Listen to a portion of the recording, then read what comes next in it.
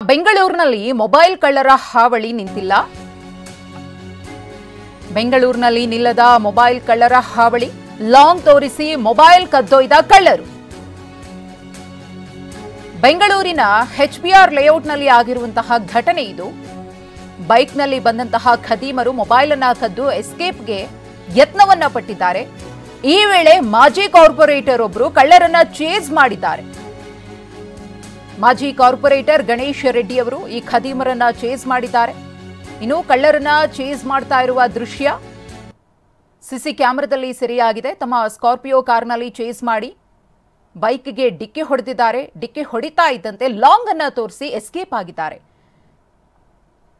ಖದೀಮ 1, ಖದೀಮ 2 ಗಮನಿಸ್ತಾ ಇದ್ದೀರಿ ಅವರಿಬ್ರು ಯಾವ ರೀತಿಯಾಗಿ ಎಸ್ಕೇಪ್ ಆಗ್ತಿದ್ದಾರೆ ಅಂತ. ಬೆಳಗಿನ ಜಾವ 5ರ ಸುಮಾರಿಗೆ ಜಿಮ್ಗೆ ತೆರಳುತ್ತಾ ಇದ್ದ ವೇಳೆ ಘಟನೆ ನಡೆದಿರೋದು.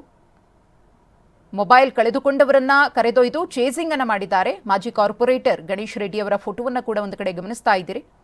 ಕಾರ್ನಲ್ಲಿ ಚೇಸ್ ಮಾಡಿದ್ರು. ಜೊತೆಗೆ ಯಾರ ಮೊಬೈಲ್ ಅನ್ನ ಈ ಖದೀಮರು ಕಿತ್ಕೊಂಡು ಎಸ್ಕೇಪ್ ಆಗ್ತಾ ಇದ್ರು ಅವರನ್ನು ಕೂಡ ತಮ್ಮ ಕಾರ್ನಲ್ಲಿ ಕೂರಿಸಿಕೊಂಡು ಈ ಇಬ್ಬರು ಖದೀಮರನ್ನ ಚೇಸ್ ಮಾಡುವಂತಹ ಕೆಲಸವನ್ನ ಗಣೇಶ್ ರೆಡ್ಡಿ ಮಾಡಿದ್ದಾರೆ.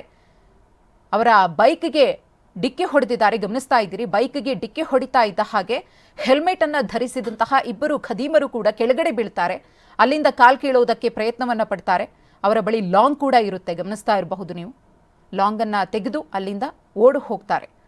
ಗಣೇಶ್ ರೆಡ್ಡಿಯವರ ಈ ಒಂದು ಕಾರ್ಯ ಇದೆಯಲ್ಲ, ಇದು ನಿಜಕ್ಕೂ ಕೂಡ ಶ್ಲಾಘನೀಯ.